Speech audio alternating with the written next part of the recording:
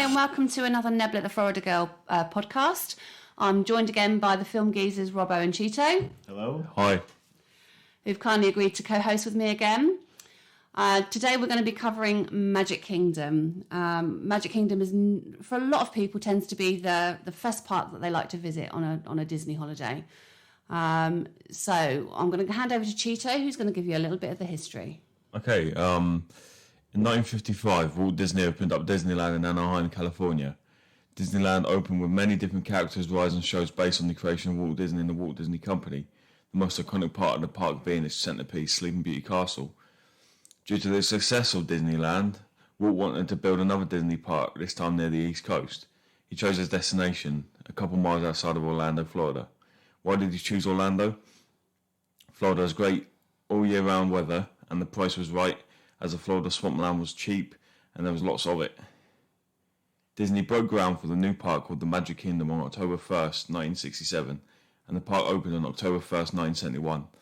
Unfortunately, Walt never got to see his creation come to life as he sadly passed away in 1966, but his unfathomable legacy that will live on surely forever. Like Disneyland, the Magic Kingdom opened with many different characters, rides and shows based on the creations of Walt Disney and the Walt Disney Company, with of course its own iconic centerpiece, Cinderella Castle, as well as a few different on-site themed hotels. Over the years, as things came and went, the Magic Kingdom has evolved into a whole complex as big as Manhattan called Walt Disney World. This world is filled with a number of different parks, hotels, resorts, water parks and a huge shopping area called Disney Springs. The Magic Kingdom remains the most visited park in the world, with highs of 25 million people visiting the park each year. Wow, that's a lot of people. What do you reckon is, I'm going to jump on you a bit here. Yeah. What's the day that has the most visits for people through the doors, capacity-wise, do you know? Probably Saturday. Yeah. And I mean annually, because I know Christmas Day is very busy, the isn't actual it? day. Christmas tends to be busy. I know spring break tends to be busy as well. Yeah. So any like national holiday, I know they have Labour Day over there, don't they? That tends to be really busy as well. So yeah, any national holiday or... I think one of the busiest is actually Christmas Day, because I think everyone loves a Christmas Day over in the Magic Kingdom. Yeah, 100%. Great, thanks, Cheeto. I'm going to hand over to Robbo, and what we're going to do is we're just going to cover some of our own favourite rides or top 5 favourite rides. Over to you, Robbo. Okay, I didn't realise it was going to come to me first, but anyway. Yeah, it's difficult because you've got a mixture of different rides, haven't you, at Disney Magic Kingdom. You've got a lot of rides that are for really young kids, all the way up to adults. But I guess, top of my head, Space Mountain. Probably my favourite. Again, first rode that in 97. I think that's one of the original rides, isn't it, when it opened with? Yeah. Well, all the mountains, really. Space Mountain, Big Thunder Mountain. I do like Splash Mountain, but I'm not so keen on water rides because I like water rides, but I don't like to get sort of wet, and you do get wet and having to walk around. Park, don't you? Yeah, in wet clothing. So what a lot of people do is actually take a change of clothing, don't they? Or the top tip. yeah. Or they'll take like a bathing costume to change into to go on the ride. But it's difficult. After that, maybe Pirates of the Caribbean. And I don't know really. What's my fifth one? And I guess the last one is probably Carousel of Progress, which we didn't go on until 2019. Yeah. No, it is a classic because it's actually, I believe, it came from the World's Fair. Yeah, that's right. Yeah. But it's really interesting. It is like, is it 20 minutes? Yeah. It's quite a long and it's show. It's a seated thing, and it basically takes you through 4 periods in American sort of history. But it's interesting, yeah. And the actual animatronics, I mean, they date back to the 50s. They've been there for a long time.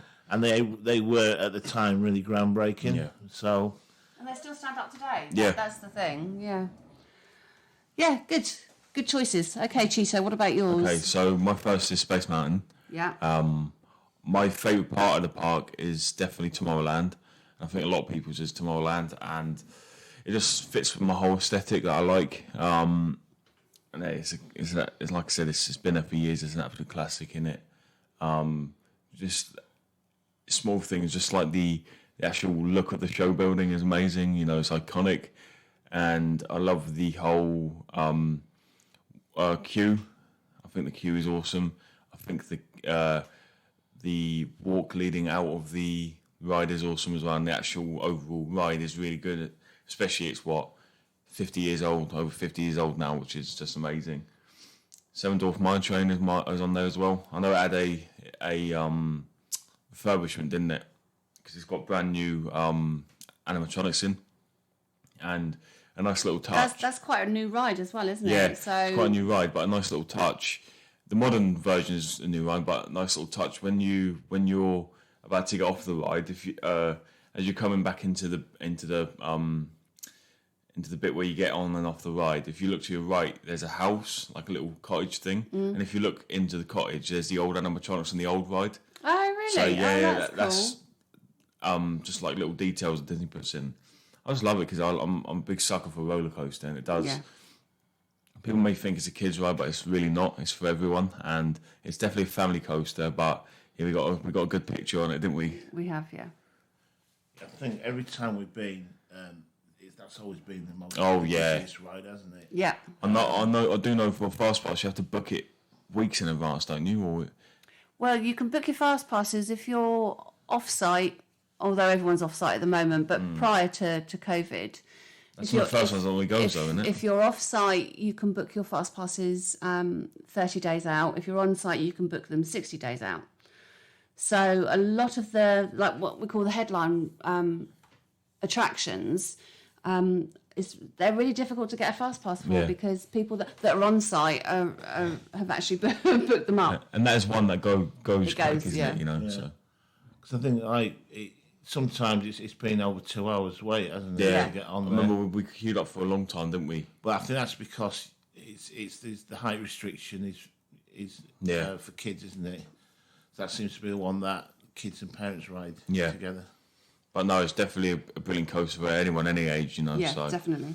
My next is Big Thunder Mountain. Yeah. And this is more of not a grown-up coaster, but it certainly is a bigger, faster. You have more airtime, isn't it? You know, and it's one more because, like I said, with Magic Kingdom, is a lot of rides are designed for kids in mind, but then they got other rides that balance it out. They got family rides, but yeah, this one's more of a bigger coaster, and it's outdoors as well, which I love.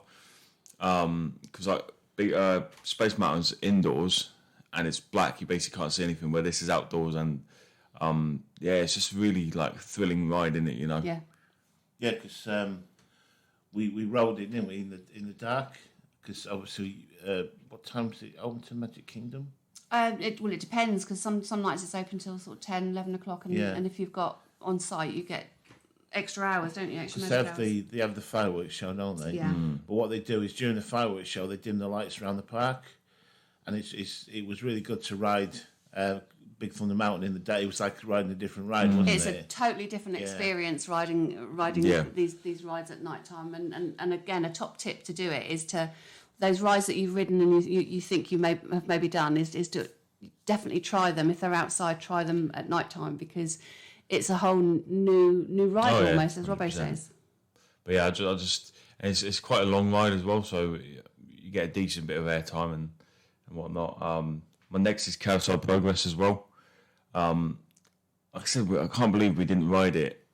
It took us till 2019 to ride it because it's an absolute classic, and I love the whole history to do with it. Like that building was literally part of the I believe it was the 62 World's Fair in New York or 61 World's Fair, and so it's been around for absolute years. And like they've had a few refurbishments, you know, but essentially the ride's the same, though, isn't it? Yeah, the ride's the same, and it just has that old feel. Like you've known a lot of people over the years have come and gone through this ride, you know, and it's just like we said, it holds up. Obviously, not to 2021 standards in terms, but it has that charm about it, and it's definitely one you have to go on if you want. It's Disney history, isn't it? Yeah, definitely. I mean, what amazed me was the technology that they were using, even back in the day. They were using early kind of motion capture for the animatronics. Yeah, that really did amaze me that they had that back then.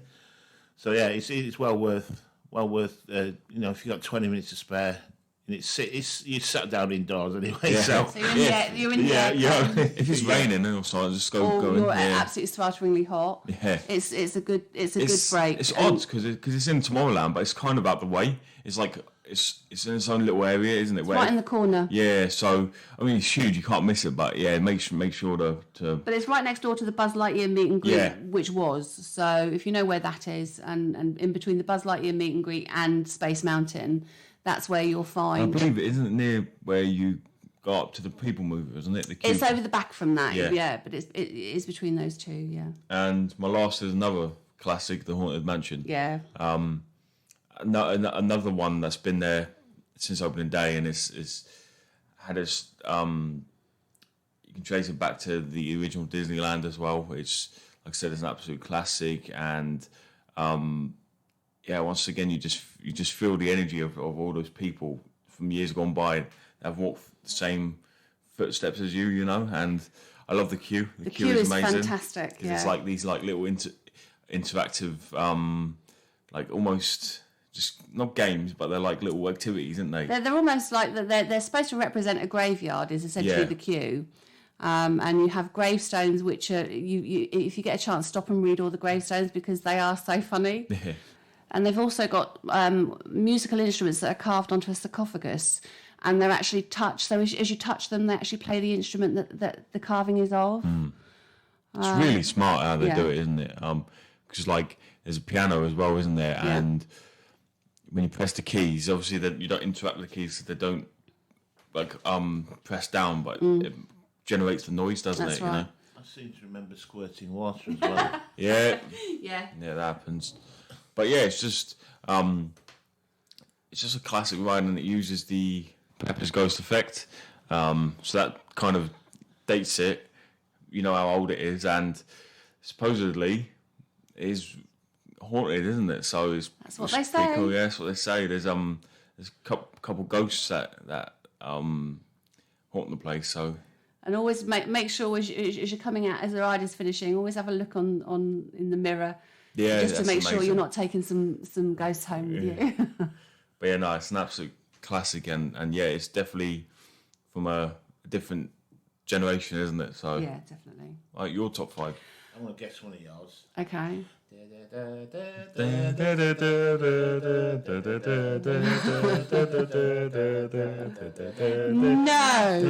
No. That's actually shot me. Stop. I do love A Small World, but it's not it's one that we always have to do. I make sure that we do it every time we go. You forced us at gunpoint to go on. But no, it isn't my top 5 ride in the Magic Kingdom.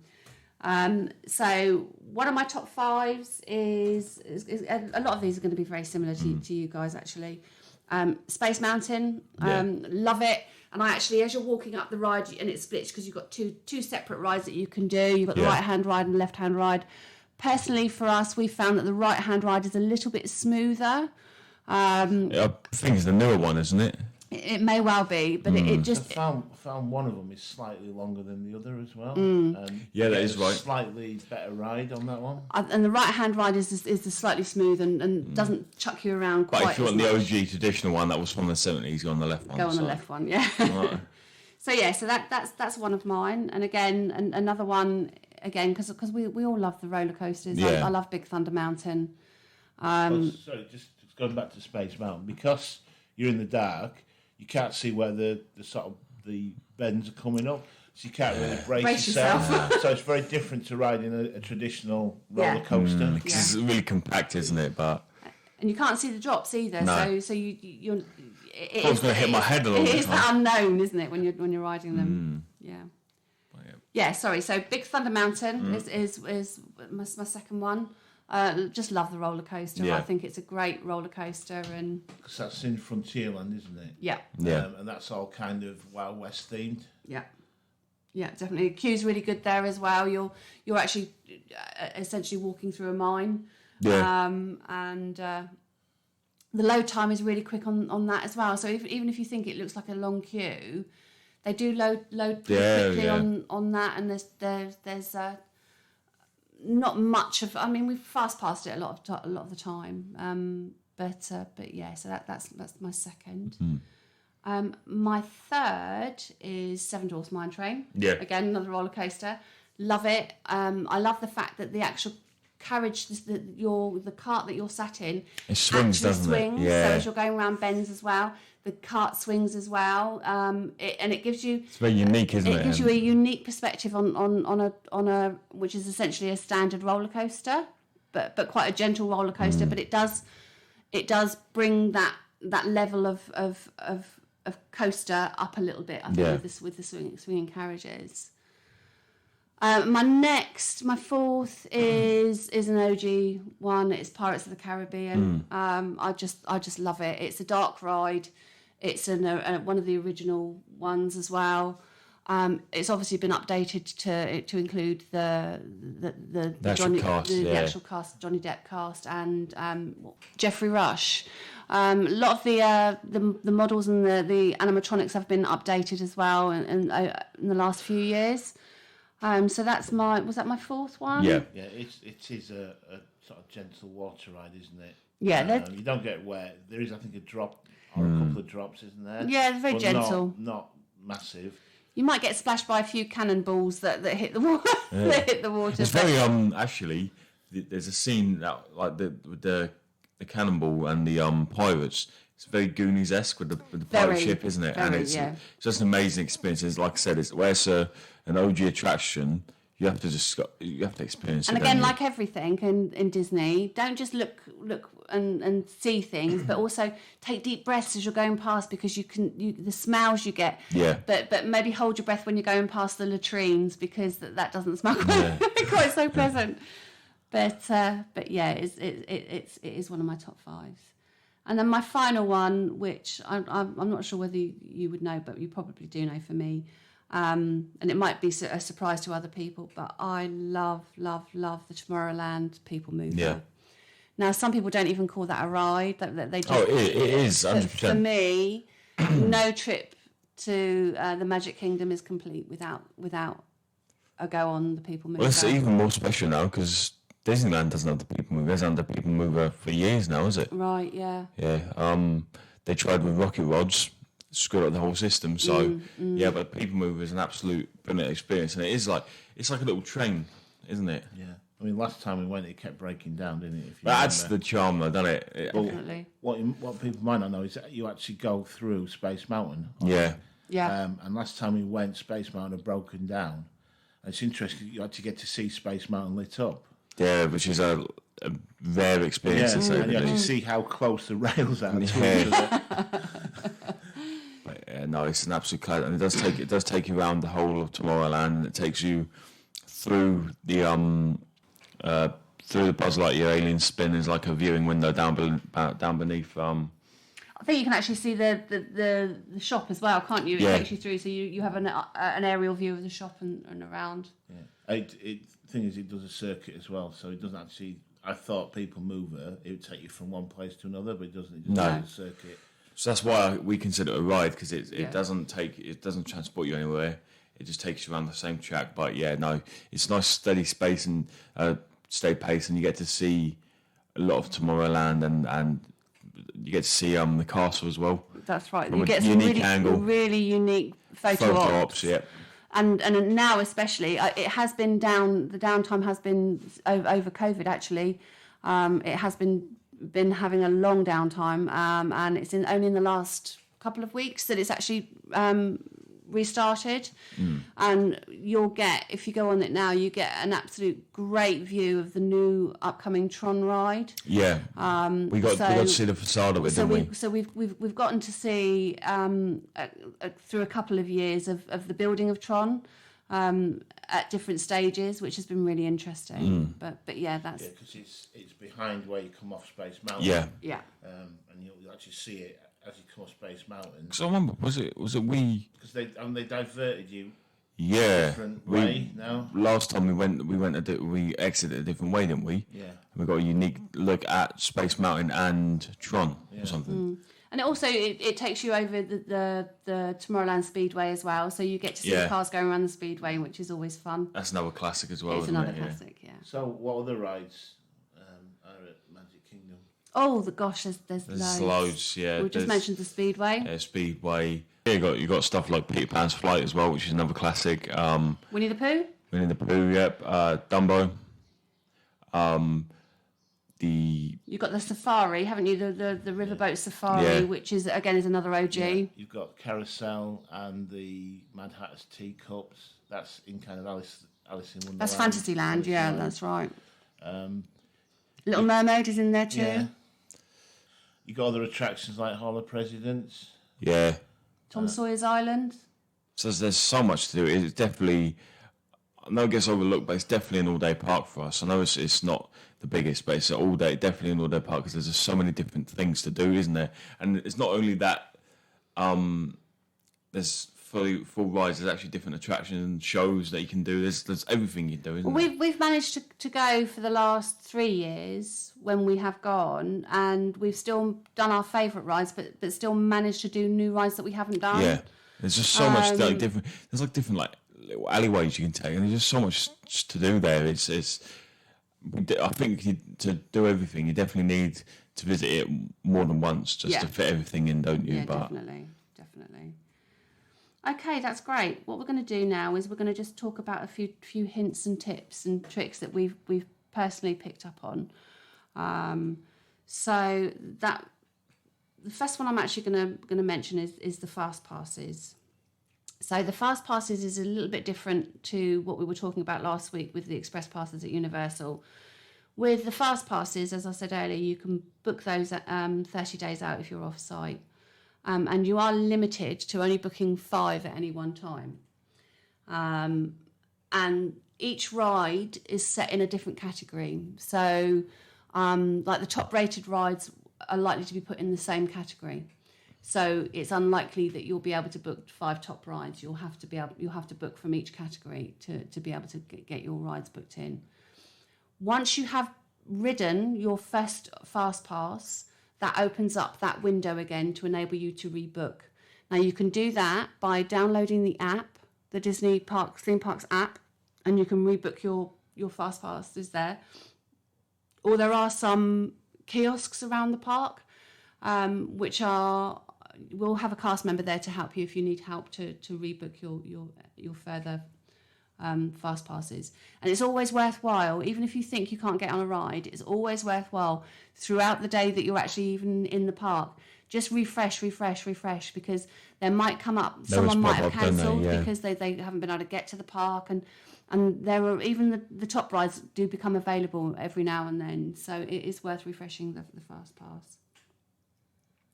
Also ADRs. So ADRs, do you know what the acronym for what that's an acronym for?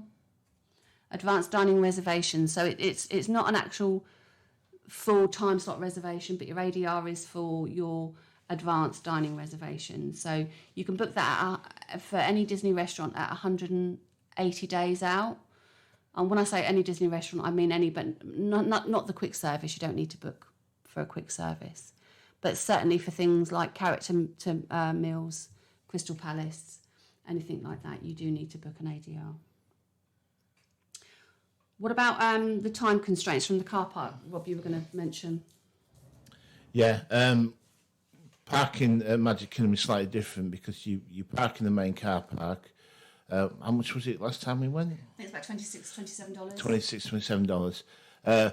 But then that's not the end of your journey to Magic Kingdom, because you have to you've got 2 options. You've got to take the steamboat or the monorail. Getting there is not so much hassle if you get there on a morning.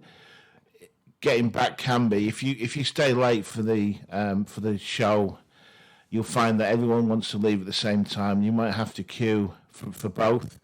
One tip is actually to take one of the Disney coaches, because they actually go in between parks, but also to the main car park as well. They do, on closing. Yeah, so you may find that a little bit quicker. One tip as well would be maybe to take the resort monorail, because there are 2 different monorails. Take the resort monorail, get off at the first stop, get back on Take you back to the transport hub. Get you back on the monorail to take you back to the transport hub. Yeah. And that's probably a way to. But if you don't mind queuing, I mean, I think we queued, an hour or so, was it? Yeah. Something like that to get back on the boat. And I think did we come back on the monorail one evening, and that was about the same. Yeah. So, yeah, it is, because obviously, as the park's closing, everyone rushes back to try and get back to the car park. I think one evening we thought, what we'll do is we'll go get a drink in Starbucks and we'll wait for it to become a little bit less busy, but it didn't. Yeah, it didn't, no. No, definitely. So we've talked about the using the buses as an alternate park. Also, on arrival, what do we always do, Con, when we're doing when we arrive at our parking spot in any Disney park? We take a photograph of of where we've actually parked, so we can remember. Yeah, that's another good tip. So in Disney, you'll find that obviously they're Disney characters. One of the ones we always stay in is Jafar. Because you're never too Jafar from the car. Oh, Robbo. Right, can you click on, please? Yeah, each car park's split up into zones, given a Disney character. I think Magic Kingdom's, is it villains and heroes? It is, yeah. So you'll either be in... So you'll either be in Jafar or, say, for instance, Aladdin. And we take a photograph of the row that we're in and the picture of the zone that we're in as well. Yeah, and there is a little Disney shuttle that takes you. It goes around the car park. You can get on and off, and it does take you to the entrance as well. Yeah. One of the things we would say as well, dependent on your group size and the ages of people you've got in your groups, is always before you go, have an idea about what your group's must-dos are for Magic Kingdom, because as Cheeto says, it although it's not one of the biggest parks, there is so much that's packed into it that on your first day you're not going to get everything done that you want to get done, and if it's your first trip you probably won't get everything done that you want to get done. So work out what your must-dos are, plan your fast passes around them and do them, and then if you have to go off and ride something else, don't worry about it. It's everything there is there to enjoy. So definitely, but have your must-dos in mind. Can I just add an important thing? Dole Whip as well. Yes. Dole Whip is a must. It is food of the gods. It is nectar, and yeah, we always get it every time we go, don't we? We do, and that's at Aloha Isle. Dole Whip float. Yeah, they do all sorts. You can get it with pineapple juice, and I think you can also get an alcoholic one with rum in it.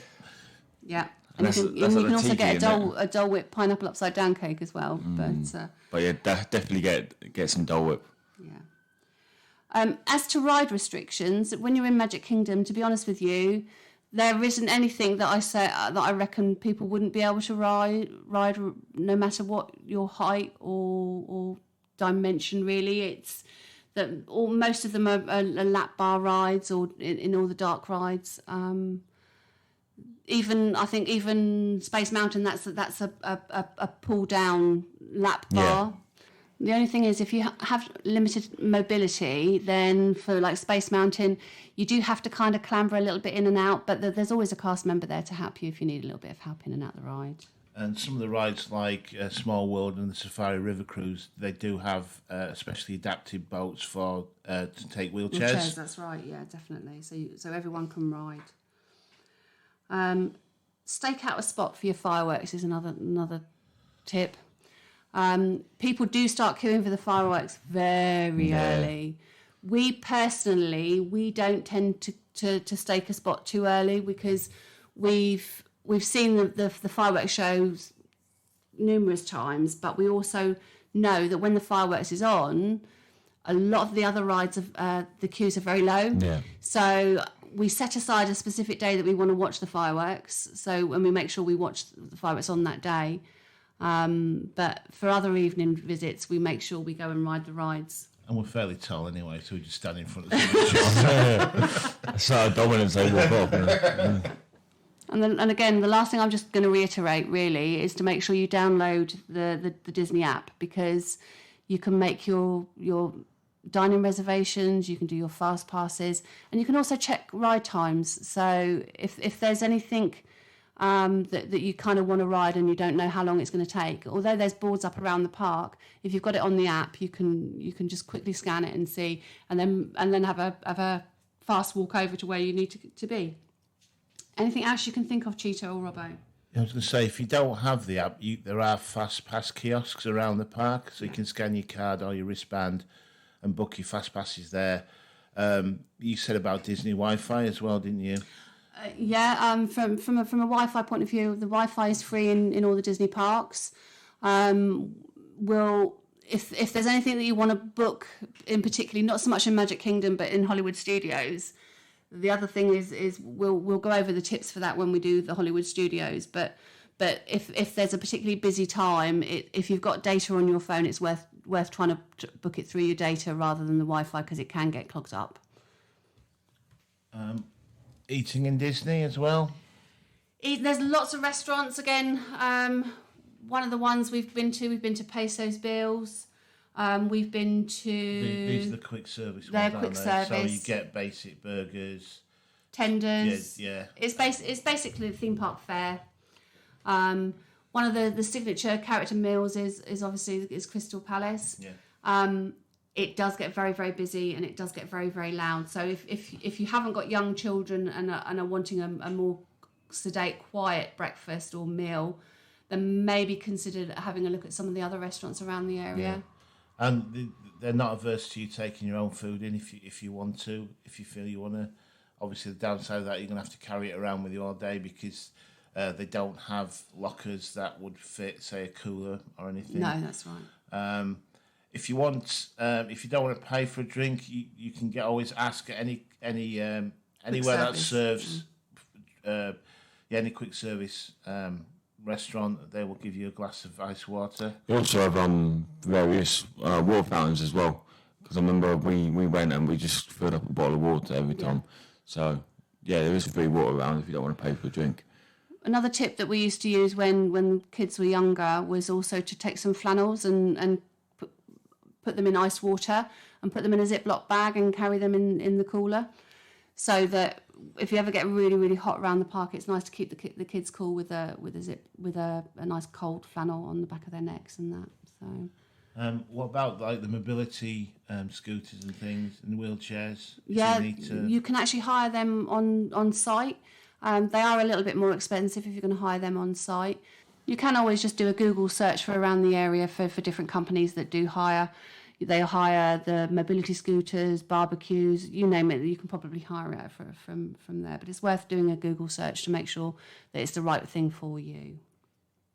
Anything else you can think of? No? I did find out that they actually do a walking Walt's footsteps tour around the park, because they've got like hidden Easter eggs from Walt's life. One thing is, as soon as you come through the entrance, there's like a little flower bed type thing. In there's a bronze bench of Roy Disney, and that's a photo opportunity. Yeah. And that's meant to mirror the one in Disneyland of Walt. So and also as you come in Main Street, just after the train station, you can actually look up. If you look up to your right, you can see Walt's studio, and there's supposedly always a light on in Walt's studio because he left a light on. Yeah, and that's the thing with Disney parks, is that there's you always got to seek out, because there's like different little Easter eggs always put thrown around the parks, and there's always like little throwbacks and like hidden Mickeys and stuff everywhere. That's just the extra detail that Disney has. So yeah, definitely. There is another tour which they call Keys to the Kingdom, which is an actual behind the scenes tour, which takes you to all the utilidors, which are all the corridors that are underneath Disney. Which, I mean, you think that it's busy on top, but underneath there's miles and miles of these utilidors that the cast members use to get from one place to the other, and which is why you don't see lots of people walking in and out all the time. Okay, I think that's about it. We've covered it very quickly, but it's a snapshot of Magic Kingdom. Thanks, Film Geezers, for joining me again. Thank you. No problem. You can find Nebula the Florida Girl on YouTube, on Insta, on TikTok, and it's just Nebula the Florida Girl. So, okay, thanks for that, guys, and we'll see you next time. Thank you. Thanks, bye. Bye.